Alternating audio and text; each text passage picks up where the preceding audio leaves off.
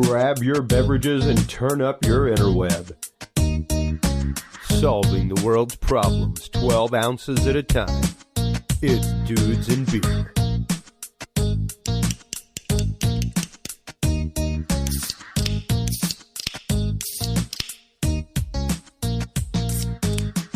Well, hello everybody, and welcome to episode 303.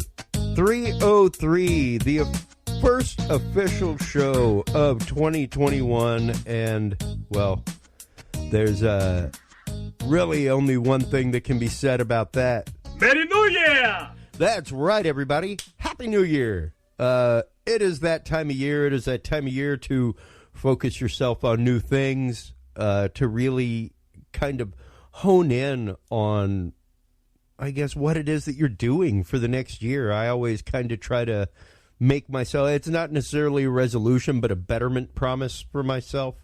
I find the resolution kind of like a Lenten promise. It's really easy to back out of. But if I make myself kind of a challenge like this last year, which became a challenge rapidly because of COVID this last year, my challenge to myself was whenever I came off the road, that I didn't rearrange cabinets and things like that, that I remembered the fact that this was my wife's world here at the house and that I was just living in it. And had it not been for sticking to my guns and keeping that going, man, it would have been a whole lot more rough of a ride. I'll tell you that right now. So hopefully our families have been able to get together over the holidays. We've been able to spend that kind of important time with each other. All this healing time that we have to have as people all over the world. And tonight, our guest, speaking of all over the world, is across the world in the UK. We have Charles Christian, author of Yorkshire's Weird Wolds, Inside the Wold-Newton Triangle. We will be talking about all kinds of fun stuff, Ley Lines. Charles Christian is also a writer for Ancient Origins. He is the host, or one of the hosts, of Weird Tales. We will be getting into all kinds of fun stuff, including a little bit of Christmas lore, things like that. He writes a lot about ancient lores, different histories. I think he's got a new book coming out about witches, all kinds of fun stuff. We'll be getting into great conversation. Please do remember that our show today is brought to you by Podcast Cadet. If you're a fan of podcasting like I am, want to start up a podcast for your friends, family, church, school, business, fun, whatever, stop on by podcastcadet.com today. They are the place for you. A to Z, soup to nuts. All they do is podcasting, whether it is workshops, one-on-one trainings, consultations. If you are having tech issues in your studio and just need somebody to knock that around with, they have one-on-one time with professional AV technicians to be able to help you out. They have tons of classes like their Podcast Boot Camp, Podcast 101, preserving audio quality, how to spark your creativity, even improv for hosts. Teaching you to be more of an extemporaneous speaker, thinking on your feet, maybe improving your wit a little bit. If it's hard for you to be off script, that's the kind of stuff they do. So stop on by today. Podcastcadet.com is the website. Dudes20 is the code that you want to use to save 20% on your cart on the way out the door. Thank you so much, Podcast Cadet, for being a sponsor of the show. Our guest today, I'm so excited to talk to him. Welcome to the show, Charles Christian. How are you, sir? I am fine. Good to speak to you.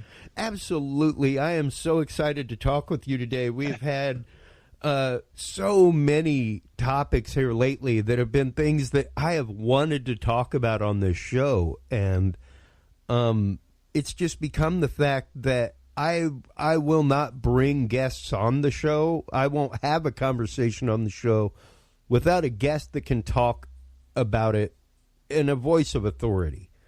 So you yourself are somebody who's written about these topics, taken these topics to heart, discussed these topics like ley lines, ancient folklore, things like that for years. Give our audience, I guess, a little primer into what brought you into this field to begin with, and what brought you to working now with one of the great publications out there in the field of disclosure and forbidden knowledge, hidden knowledge, knowledge of the cabal, things like that. Ancient Origins. I love the fact that you are writing for them because I followed their work for years.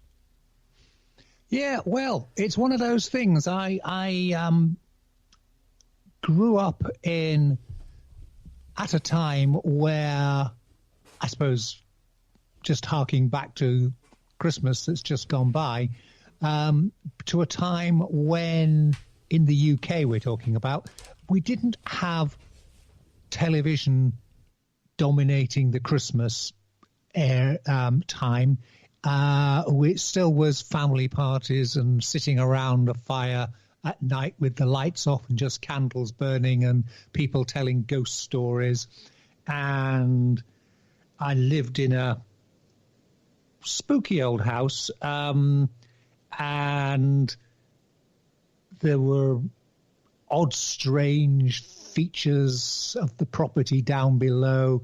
It was a part of the house is medieval, and you could see where the walls were 3 or 4 feet thick in places, and there were strange cellars that led nowhere and tunnels and things. And, you know, picking up from my grandmother, who is then taking us back into the 19th century with her time and her parents' tales, you know, stories about smugglers and things of that nature. So I was sort of surrounded by it all. And I was always interested in ghost stories and the supernatural. And then when I was at university, I used to go ghost hunting, very, very primitive by modern standards, just basically a flask of hot coffee and sitting around in a graveyard or a reputedly haunted place with a notebook waiting to see something. Yeah, right. Yeah, very, very much old school. But then unfortunately, I had to make a living. And so such things got rather put aside. And for a long time, I was a legal journalist and then a technology journalist. And it's only recently I've been able to get back into the groove and start pursuing this as my main interest. So I'm now writing books about it. As you mentioned, I do the Weird Tales radio show. And the other aspect is history. I've always been intrigued in history. Again, back from my upbringing, it was a seaport town called Scarborough. Still is a seaport town called Scarborough on the east coast of England. And there's a huge headland in the middle of it. And on that headland, there are the remains of a Roman Empire's signal station.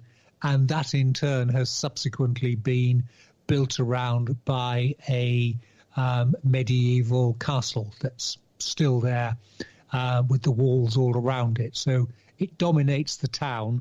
And so, I say again, I had a huge interest in history from an early age. And that's how I got involved with Ancient Origins. I pitched them some history ideas, and we went on from there. And I say I've been writing for them now pretty much regularly for about 6 years or so. Oh, wow. Wow. What an incredible opportunity to... And like I said, they are one of the publications that is out there that I've followed for a long time because they're on my RSS feed, on my RSS reader. Like I see stuff from Ancient Origins daily. So how I have not run across your work prior to this, Charles, I don't know how you slipped past my radar, my man. Well, I think one of the things is they do put a lot of stuff out. They do. And they are prolific. My stuff tends to be on the Ancient Origins premium site, which is behind the paywall. So it may well be that. But I had an article up there beginning of December. Well, yes, only 8 days ago, on talking about medieval zombies. They called them revenants in those days, but it was looking at the fact that so many people in those days treated it almost as, well, of course there are these shambling zombies wandering around the place. Everybody knows that. And so it was just looking as to where these tales came from. And again, going back to my upbringing, where I grew up, there's a deserted medieval village called Warham Percy. And it's been known for a long time because the church is still there, and you can still, part of the church is still there, and you can see the undulations in the landscape where cottages and buildings were. But they were excavating the graveyard relatively recently, in the last 4 or 5 years, and they discovered that about a dozen of the bodies in the graveyard had been ritually mutilated. They'd had their limbs broken and their heads removed and their heads placed between their limbs. And this was a way people in those days thought this is how you stop the dead from walking. You break the legs so they can't walk. You cut the heads off so they can't see where they're going. This there was a whole raft of them there. So I found that very intriguing that so close to where I grew up, there was this element of belief in the revenants. And I say it was a big thing for them. I mean, it's a bit complicated because it also ties in, because you're remembering in those days there was only in Europe there was only the Christian religion, the Catholic religion, and it was very much a belief that you needed a good death, and if you didn't have a good death and you weren't sort of seen by a priest before you died, then you wouldn't go to heaven and you'd possibly wander the earth or go down to hell. So it was a big thing there. Well, and granted, even there in the UK, there is quite the tradition, of course, of Druidism, things like that, necromancy, all kinds of stuff. So, like you said, for this to be a commonplace practice to mutilate the dead to prevent them from rising is not a strange thing to see. It's not something, it's kind of like going to Eastern Bloc Europe and seeing the same kind of thing where they had raging belief in vampirism. Exactly, yeah. And it's intriguing that some of the early accounts of the revenants, as I say they call them, they do seem to have sometimes vampire-like characteristics. I mean, part of it, I think, is, again, you're dealing with medieval understanding of human anatomy and the decomposition problem, and how bodies actually rot, and the fact that they can look flushed, and the fact that they can be blooded sometimes, and they will bloat, and if they're very poorly buried, they will actually almost make their way back up to the surface again, because of course in those days only the very rich were buried in coffins. Everybody else was just in a bag in the ground. Yeah, you were just wrapped in linen and tossed in the ground. Yeah, so there was, you can see where, I mean, that's one of the things that always intrigues me about folklore and legends, the fact you can often see that there is a factual basis for a belief. There was something actually going on there. And it's just purely that the people of that era didn't know enough about science and biology, and so they misinterpreted it. And obviously, education was virtually non-existent for most people. And so if a body that had been buried suddenly appears on the surface again and is all bloated and covered in blood, well, they think it's come back from the dead and wandered around sucking people's blood.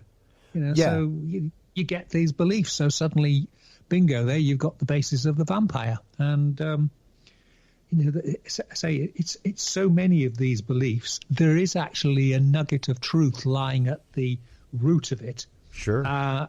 It's just that you have to look at it with the eyes of someone of 800, 900 years ago, and then it makes sense. But if you look at it in a modern light, you think, silly people. Well, and the sincerity to which it was believed by people centuries ago. I mean, so much to the point that there were texts written on how to hunt vampires, on how to stop them. There was equipment sold, there were vampire kits that you could go out and buy.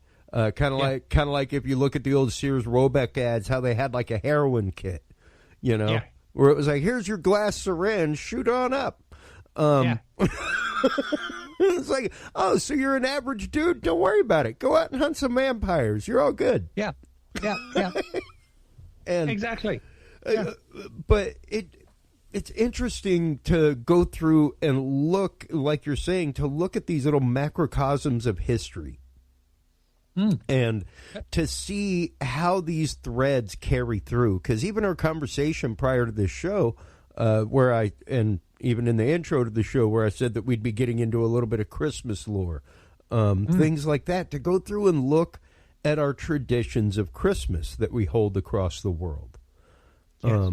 And the way that they're tied together, the way that, and of course the American concept of Santa Claus, things like that, was like utterly usurped from European tradition and twisted and screwballed by Coca-Cola.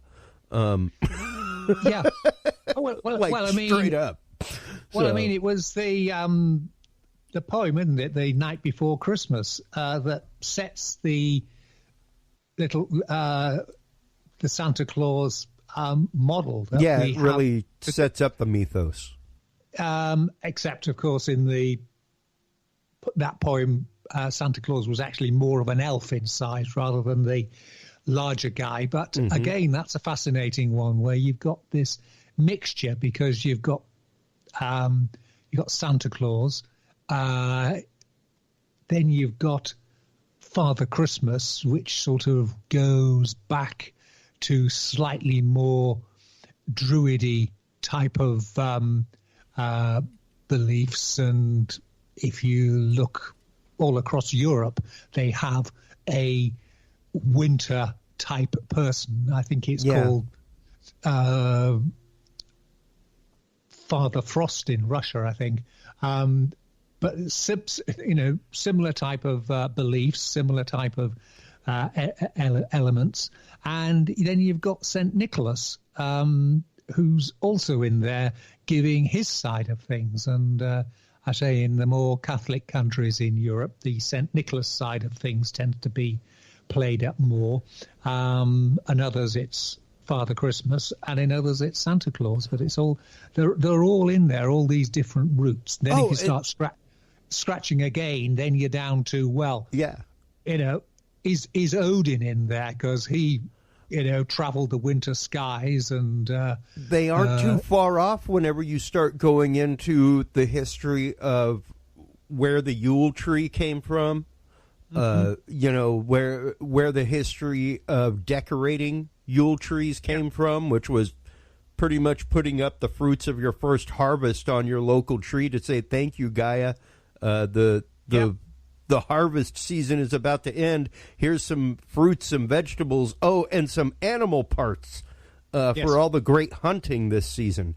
Like tinsel was literally entrails originally. So once you start seeing that and seeing the adoption and seeing the way that these literal traditions that were happening locally in Germanic countries and Druidic countries get rolled into what we have. And even now, like we were saying earlier, with the rise of things like Krampus, really the re-rise, because at one point the traditions of Krampus, especially in Eastern Europe, were rampantly popular. Yeah, I mean, they were right up until the early 1930s, but it was the Nazis in Germany and in Austria who tended to squash it because totalitarian states don't like people having fun, and the Krampus was a bit too anarchic for them. Not unless it's their fun. Oh, well, exactly, yes. Organised fun, yeah. Yeah. He got squashed, and I mean, he almost died out, but has made a comeback. And I say he's making a comeback in parts of the world that never formerly had it. I think it's that intriguing thing about the contrast between your St. Nicholas character, your Santa Claus, who gives presents to the good children, and the Krampus, or Santa's dark helper. Yeah. And there's a whole raft of them across Europe. Yeah, like Black Peter, all kinds of stuff where it's that's where the whole concept of switches and coal come from. And of course, Krampus would just take you in his sack and torture your soul with chains, beat you with chains in a sack if you weren't a good kid. Take you away. I mean, yes. Well, it's a lovely idea that Santa and Krampus turn up at the house, and one's got a sack full of presents, and the other one's got a sack to take the children away if they've been naughty. Yeah, exactly. But, they both got sacks. They're just used for different. The one's coming, one's going. Yeah, but it makes a nice balance, and and one of the things I was bringing up before the show as we had this conversation was the documentary Wrinkles the Clown. And I watched it not too long ago, and I was like, my Lord, this is a great documentary. And I remember seeing the stories about Wrinkles the Clown in the news. He was a clown in Florida that would just appear on the side of the road with balloons. And I don't know if you can see the video here, but his face is extraordinarily saggy. It's a really creepy looking clown. And he would just stand on the side of the road and wave. Yes. And then phone numbers started popping up for Wrinkles the Clown. Have kids that are misbehaving? Call Wrinkles. and it became like this threat by parents of like, if you don't behave, I'll call Wrinkles and stuff. And they showed kids that were like freaking out, man, whenever their parents were like, I'll call Wrinkles, and they call it up and no. And I won't even give it away because there's such a twist in the actual story of Wrinkles the Clown that it's like, wow. And as somebody that's into folklore, my friend, because this is one that right up there with Slender Man, things like that is in the world of modern folklore. And it's phenomenal to see the flip that happens in this documentary, because I was even surprised, and I'm normally the one that's like, okay, I can see where this is going to go.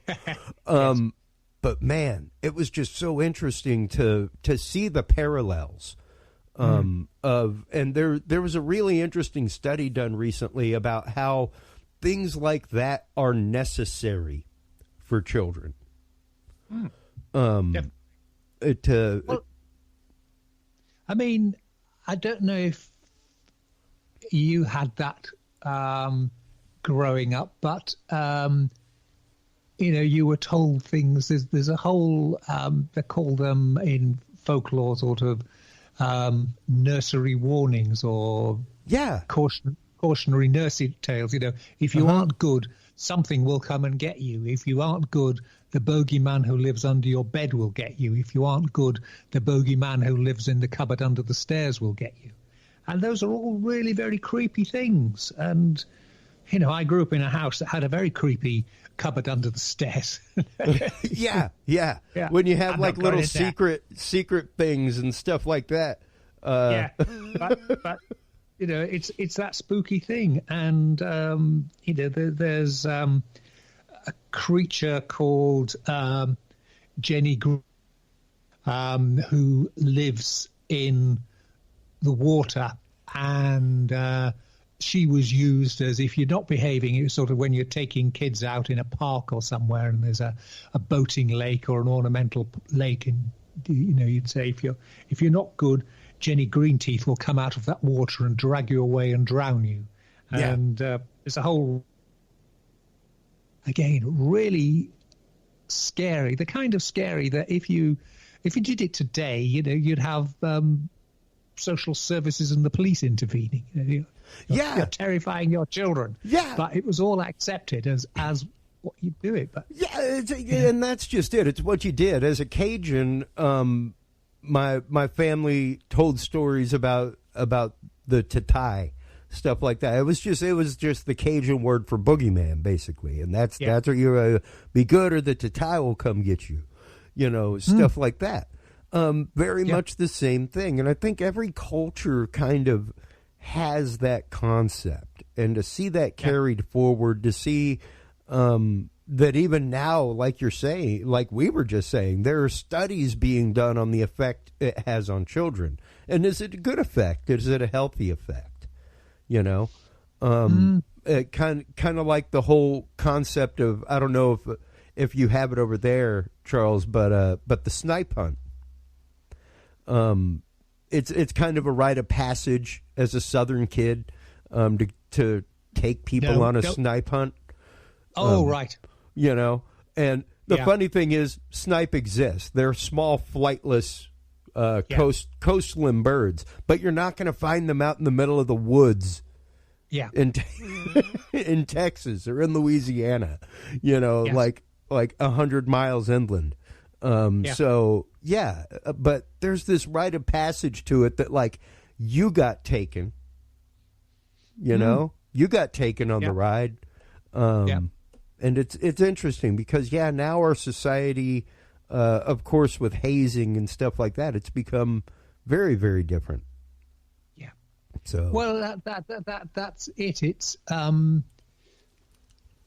It's one thing if your parents or your grandparents give you this warning about the bogeyman that's lurking under your bed. It's different when it sort of becomes more organized bullying and deliberately terrifying people. But it's like most things. It's all down to a matter of degree, a matter of scale, and Well, a little is all right, but excess, then you've got to draw a line. Well, and that's just it. And I think that tale of caution really came to bear up around 2012 when the two girls dragged their friend off into the woods to sacrifice her to Slender Man. Yes. Where it was like, urban legend gone horribly awry. Yeah. Well, exactly. I mean, Slender Man actually started as a competition, didn't it, on Creepypasta or something to devise the scariest monster you could think of. And I'm not sure on the timings, but of course there were some creatures a bit like that in one of the episodes of Buffy the Vampire Slayer. They were quiet and they wore suits and they sort of lurched along. They were very scary. But it's that losing the track between fiction and fact. And I say again, that's one of the intriguing things about folklore, because you can see where a story begins. For example, a lot of what we now regard as vampire lore actually starts in Bram Stoker's novel Dracula, some of the aspects of it. And likewise with werewolves. If you look at the 1930s movies, The Werewolf of London and whatever the sequel was, they have set the template that now people think is the real thing, that you shoot a werewolf with a silver bullet and that the werewolf, when it dies, returns to the human form. That's purely from that is totally Hollywood. There is not a bit about silver working on werewolves anywhere in folklore. Nowhere. No. Vampires, yes. Yeah. Because it's the metal of the moon, and that's of course part of where it comes in with werewolves. Is it's always been the metal ascribed to the moon. Exactly. But aside from that, nowhere in folklore is it like, hey, shoot him with a silver bullet, because the concept of werewolves and lycanthropy goes back to ancient Rome. Yeah. So like silver bullets didn't exist, man. Yes, it's a wonder we didn't all become extinct. Yeah. We can't kill them. We've got to wait 2,000 years till somebody invents a gun. We'd all be lycanthropes. It'd be one big party on full moon, you know? Yeah. I mean, when you look at the Germans in the late Middle Ages, early modern period, they had a thing about werewolves and believed they existed. But when you look at their woodcuts in manuscripts and things, they just treated them as being an extra fierce wolf, and you attacked it the same way you deal with any fierce animal, with bows and arrows and spears and axes. And there's even one picture I've seen where the werewolf's been hung on a gallows. So it's one of those things. Where did this story come from? But there is an interesting thing you get in dealing with witchcraft, and there was a belief that witches could turn into hares, jackrabbits, if you like, and go about their business. And it was believed if you shot a hare with a silver bullet, and we're talking in the days then of muzzle loading muskets and things, so he didn't even need a silver bullet. He just could wedge down a silver coin or a silver button or just something go like grape that. shot on it. Anything, exactly. And if you shot them, and then the next day the person you thought was a witch would be injured in the leg or the part of the body where you shot the hare with. But I mean, so there was this sort of slightly older tradition of dealing with witches with silver bullets. But as for werewolves, strictly 1930s, that story came along. Yeah, and it's interesting even just to see the way that cultures and stories cross. Because even here in America, with the Native Americans, there are stories of lycanthrope-type creatures, the skinwalker, things like that, and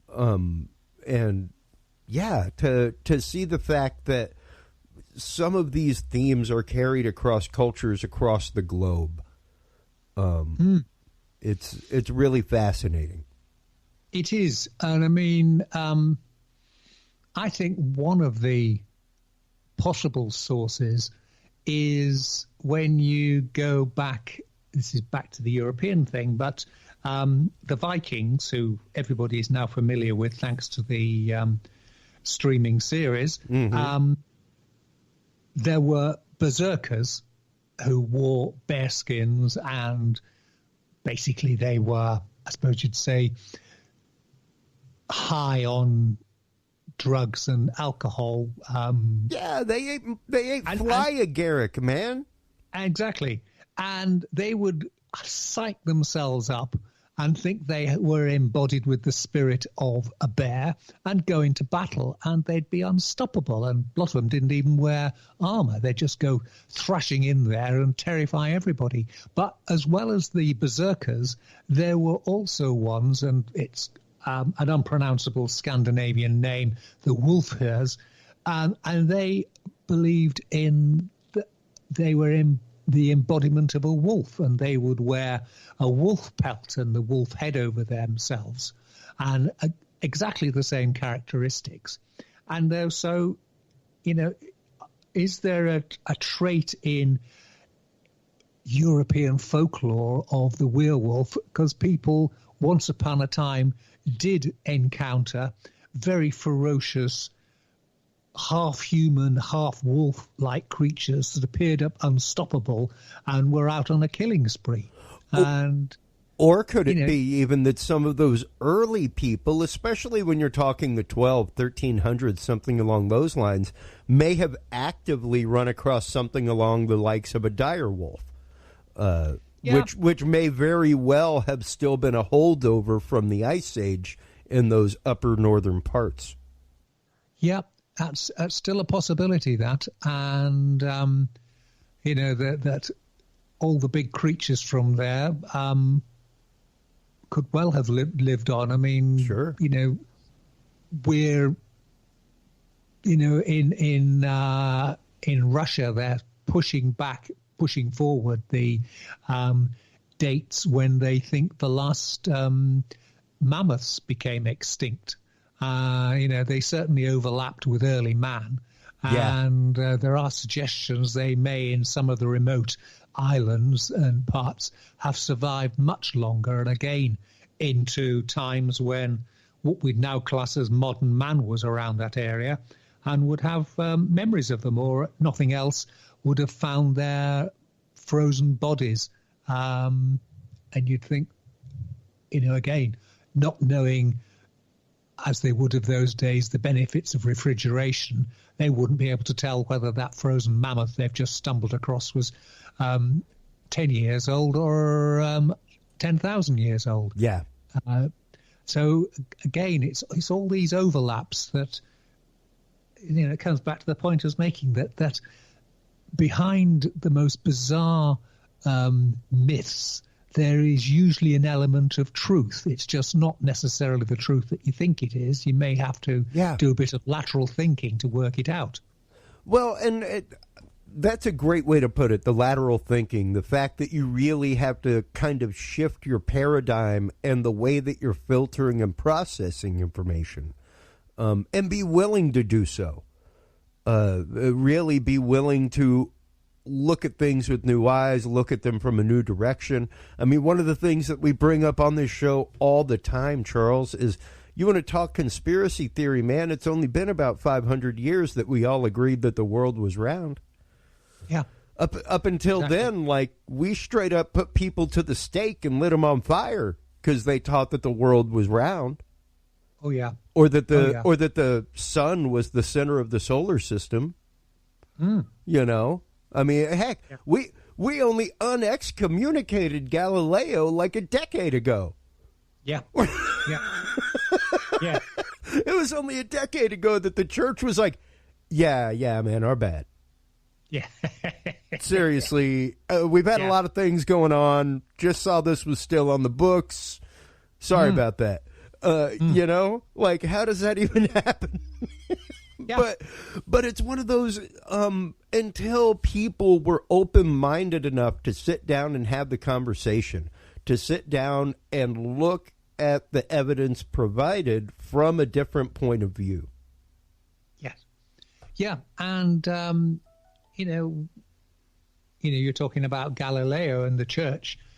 Back in those times, the church effectively had the monopoly on literacy and education and publishing. It was relatively later that printing presses came along. There were handwritten manuscripts produced by the church and carrying the church's party line. And absolutely.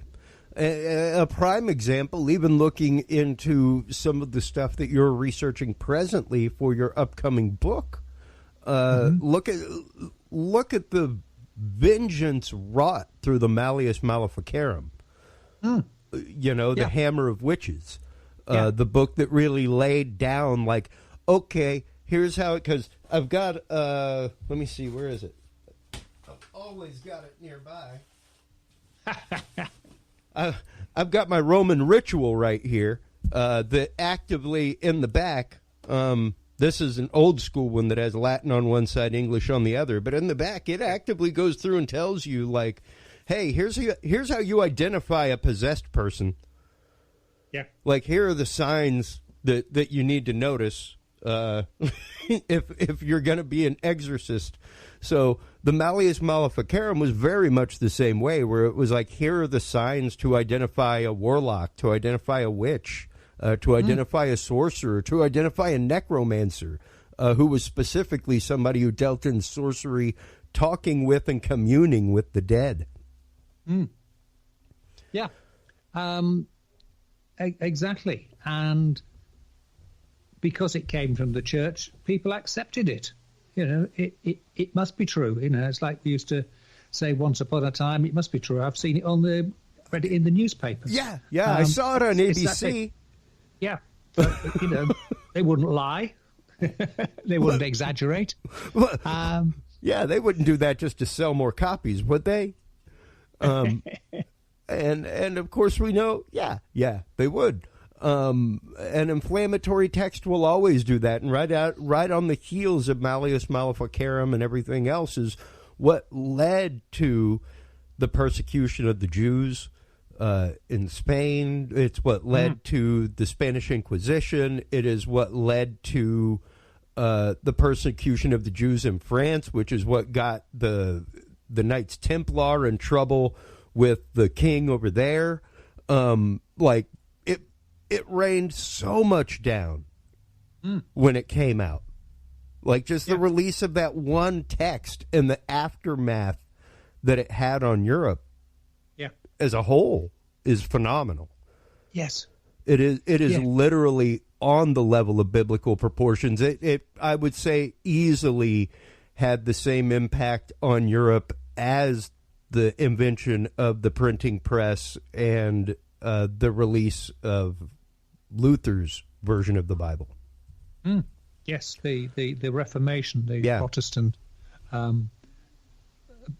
Reformation.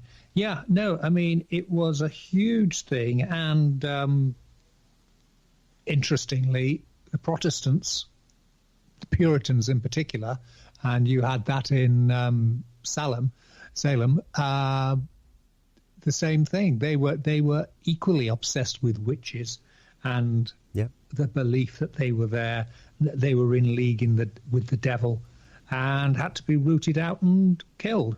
I mean, there is a suggestion that the bit everybody talks about in the Bible that says you shall not tolerate a witch to live is actually a mistranslation from the original Aramaic to the Greek to the Latin and backwards and forwards, and it actually talks about people who are using magic to cause harm. That's right.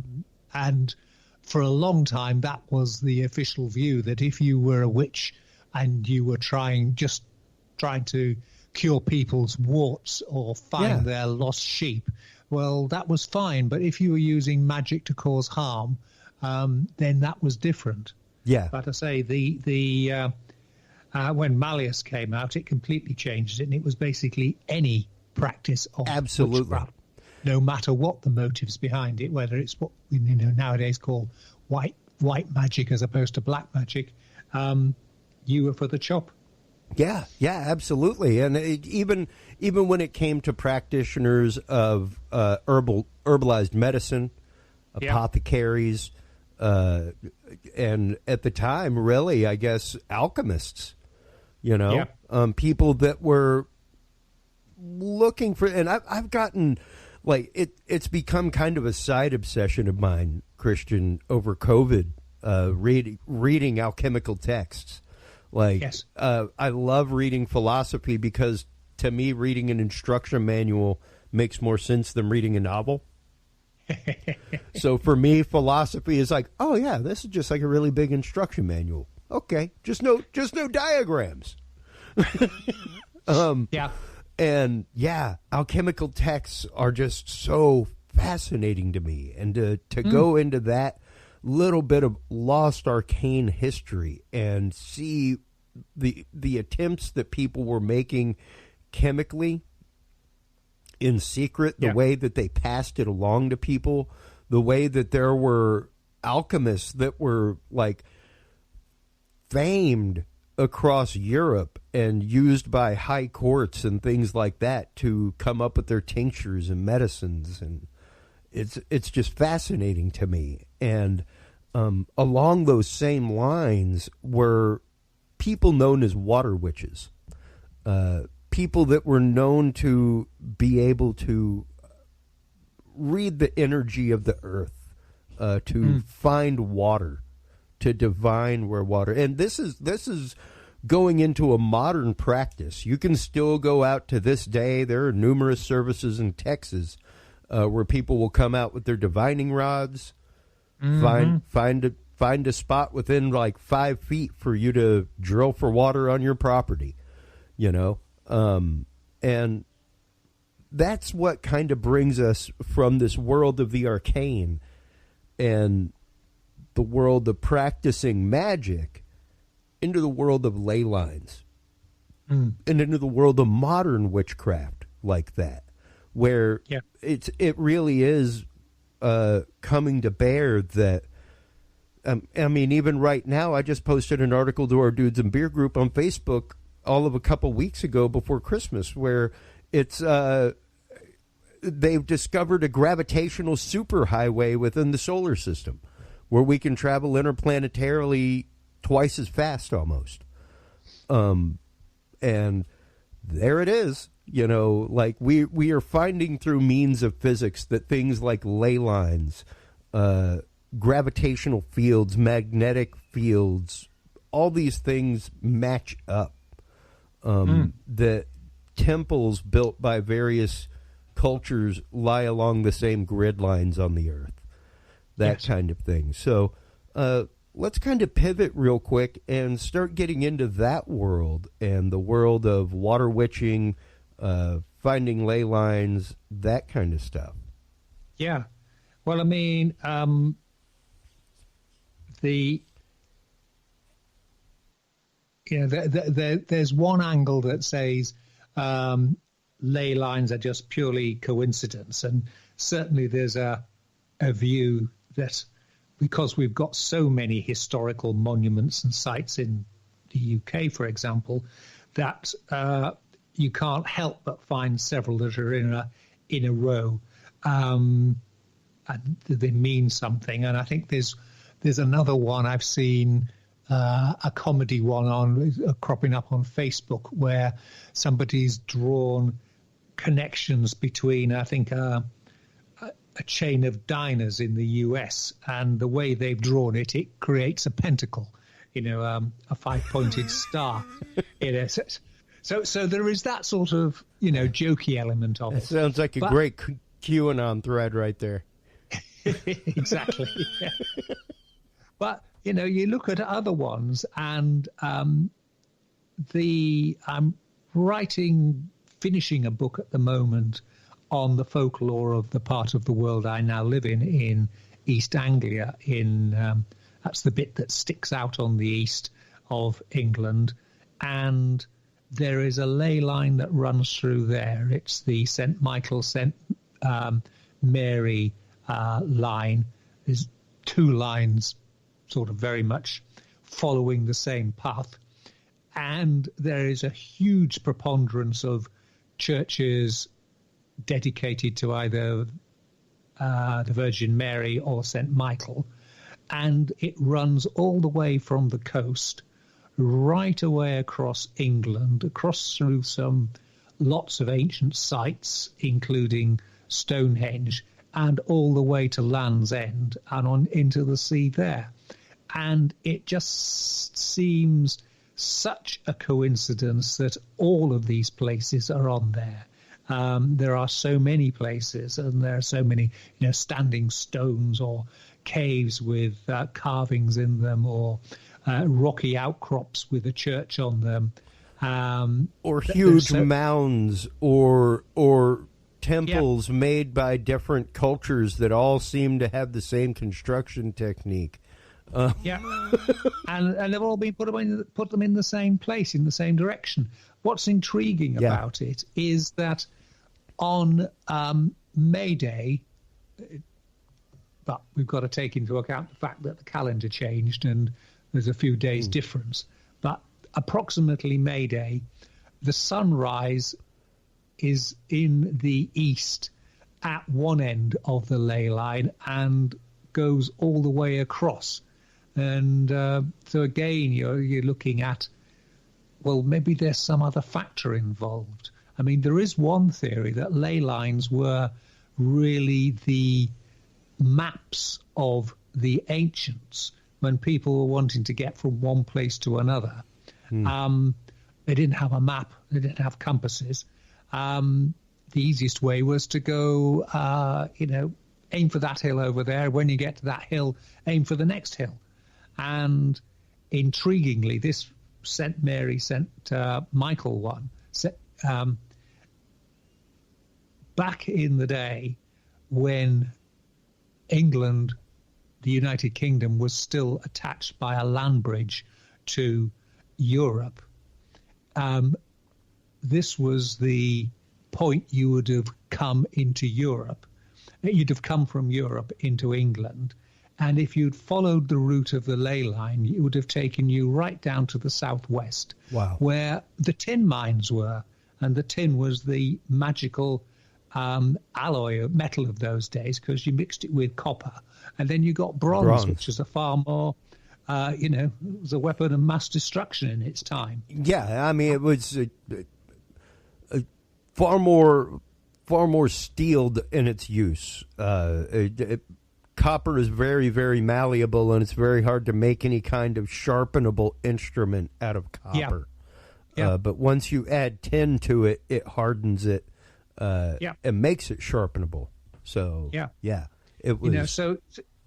You're just looking, is it a coincidence that this ley line leads you right across the country to where the tin is found? It's were places built for that very reason. This is on the route. And of course, once you have a route, then towns start cropping up, and bars start cropping up, and places where people can rest start cropping up, and people would celebrate, come back with their tin. We've got our tin, it's great. Let's go to Stonehenge and have a party. And thank our gods for what's been happening. So I say it is an intriguing thing, and again, it's one of these things that there's an element of truth lying at the beginning, lying at the heart of this, what otherwise seems a fanciful idea. And I mean, it really is the concept of, hey, if you start putting enough lines crossing over each other, you're going to find a pattern. But there's something to this that is not that random. Like you're saying, there's way too many, because even with random coincidence happening, there would not be that many overlaps. There would not be that many coincidences, so to speak, happening. That circumstantial may pop up every once in a while, but it would be hard pressed to see it in a great majority. And it's almost the fact of when the line stops at one monument, you could almost just follow it out and find another one. You could almost just use it as a means by which to do archaeological search. It's that accurate. So, this has been a fascinating conversation. Can I just say? I'm thoroughly enjoying it. Same. And you remind me a lot of one of the guests that I love having on this show, Graham Phillips. I don't know if you've ever had a chance to have a conversation with him. But he has a great book, The Wisdom Keepers of Stonehenge, that is fantastic. That really goes into a lot of the original uses of the ancient stone circles all across Europe.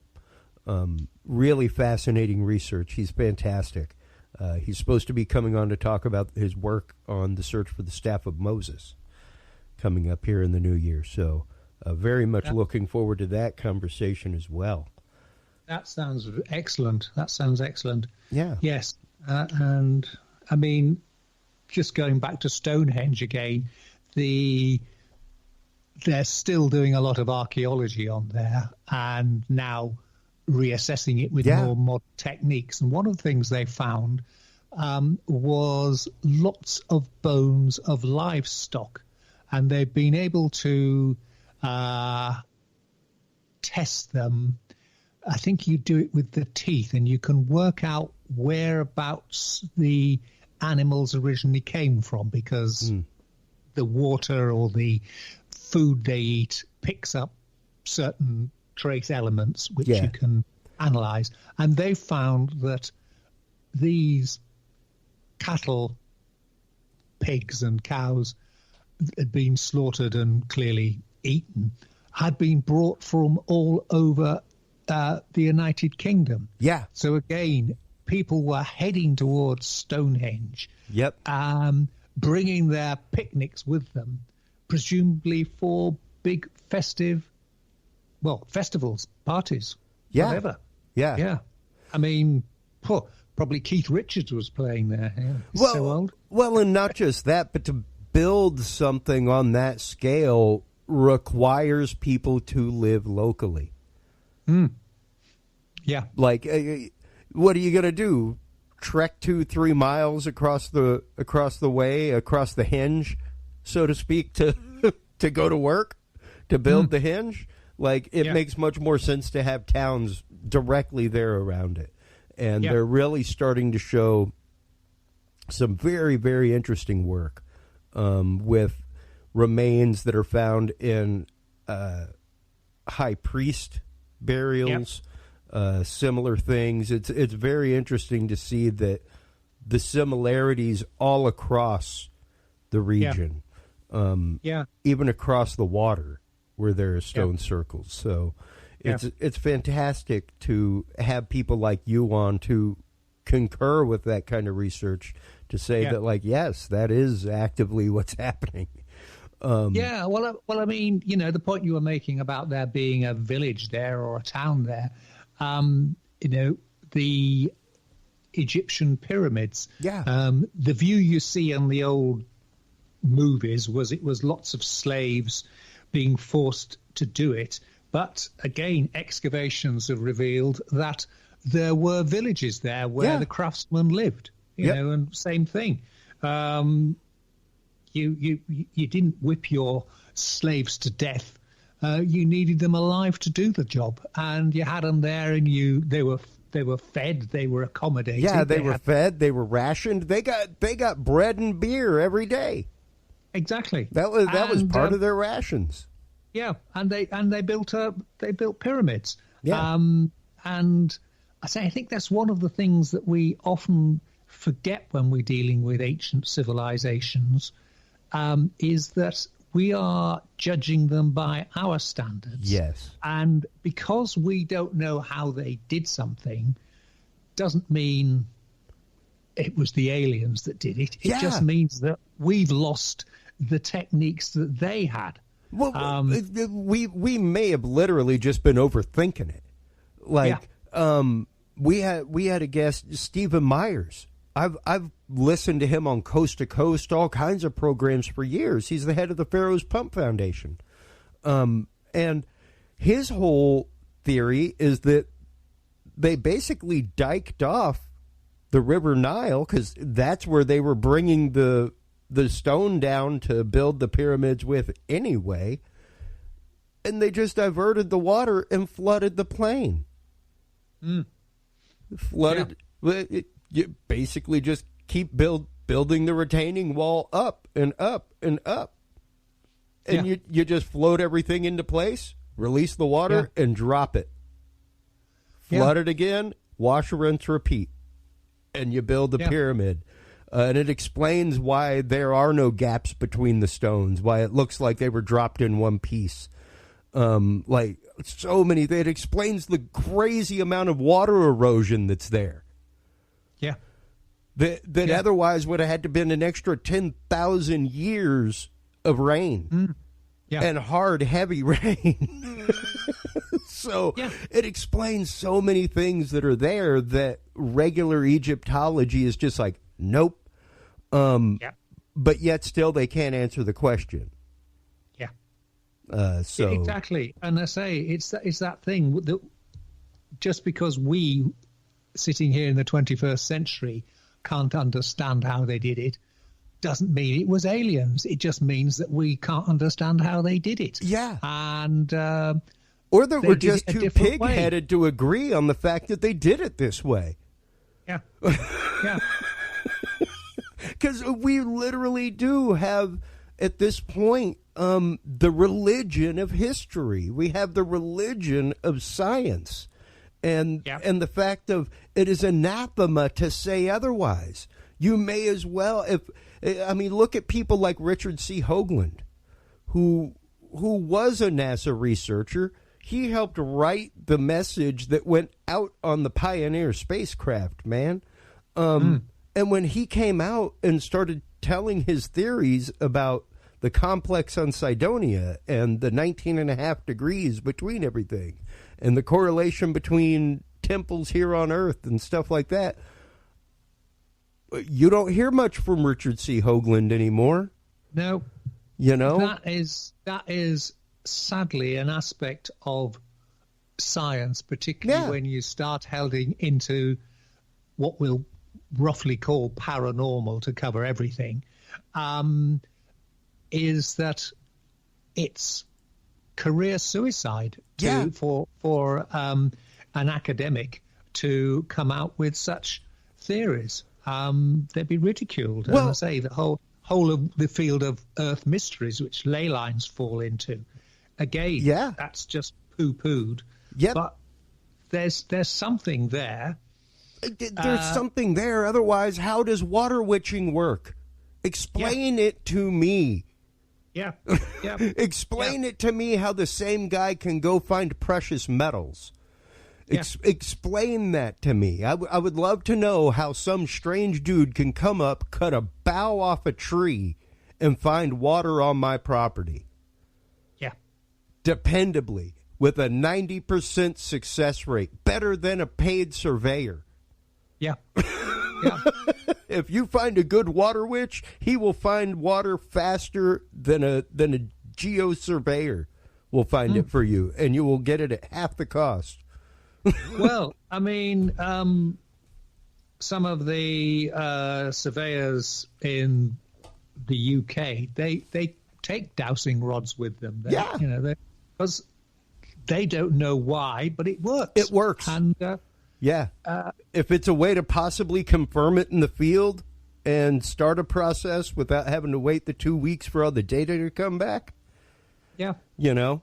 So it's interesting to see that, like you're saying, these concepts are poo-pooed by science. They're thrown aside, they're cast aside, and it's one of those, hey, what if the Earth is this? What if the Earth is not the center? Just throwing it out there. What if it's not? Yeah. Exactly. So we have to be willing to look at that. We have to be willing to question. The day I stop questioning, I will probably be stone dead in my grave, and people will be taking their measures that I don't come back. Just to bring this conversation full circle. Yes, indeed. I'll be there chopping your legs off. That's right. That's right. I want no less than you, Charles.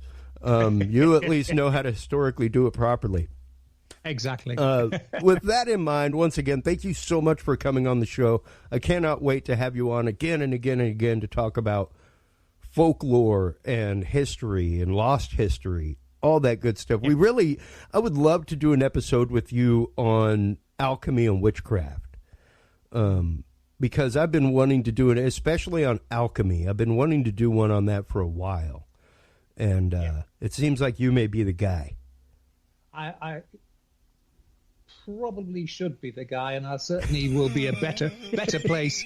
Give me a couple of months into writing my book when I've got all my stuff drawn together. But, absolutely. I mean, yes, it's a fascinating topic, and little things like Isaac Newton wrote more about alchemy than he did in his straightforward science that everybody remembers him for. Yeah. Yeah.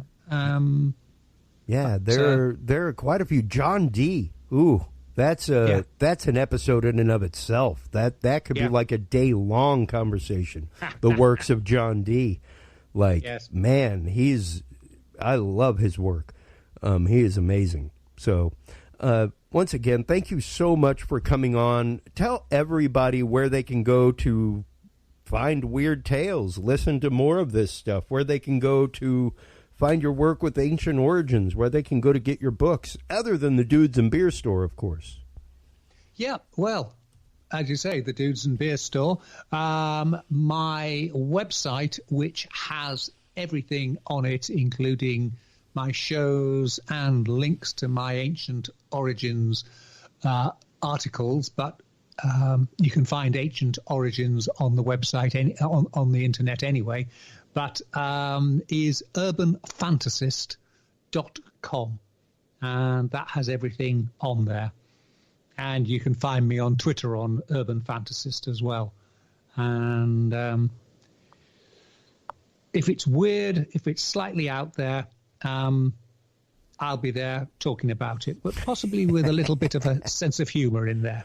Oh yeah, same here, and that's just it. Like you've got to have a twisted sense of humor with this stuff, otherwise it can get dark and dour quick, man. Yeah, it really can. Like, especially once you start looking at things through the lens of history, and once you start just remembering that adage of "My God, history repeats itself." And we are straight up against some of that dark age thinking right now. Yes, there's another phrase, isn't there? The lesson of history is that no one learns the lessons of history. Yeah, so we just sadly endlessly repeat them. Yeah, that didn't work well, did it? Yeah, how'd that work out for you? Well, thank you once again for coming on. Our airwaves are always yours. You're more than welcome anytime. You may hear from me someday just randomly like, hey, saw this in the news. You want to do an episode on it? So I'm up for that. Get ready. It has been an utter pleasure. Thank you so much for coming on. Please do hold the line while we close things out. While you're online, checking out all the great work of Charles Christian, make sure to, of course, go on by the Dudes and Beer podcast. That is where you can find all the episodes. That's where you can find the Knowledge Vault, chock full of great stuff. Declassified government documents, all kinds of things. I'm going to have to find a PDF of the Malleus Maleficarum and add it in there. I know I have a couple. I won't be adding things like the Key of Solomon. Sorry, folks. That's just not happening. Until next time, take care of yourselves. Take care of each other. If you can't be good, be good at it. Bye-bye, everybody. Listen to our audio streams or chat with us live. Download the official Dudes and Beer app for Android and iDevices, available on Google Play and iTunes markets. For more episodes, content, and information, visit us online at dudesandbeer.com. You can also find our episodes on Breach.tv, iHeartRadio, Spreaker, SoundCloud, iTunes, YouTube, Stitcher, or your favorite podcast service. Dudes and Beer is a proud member of the HC Universal Network family of podcasts. For more about our sponsors and other podcasts on this network, visit hcuniversalnetwork.com. Thanks for listening, everybody, and until next time, drink responsibly.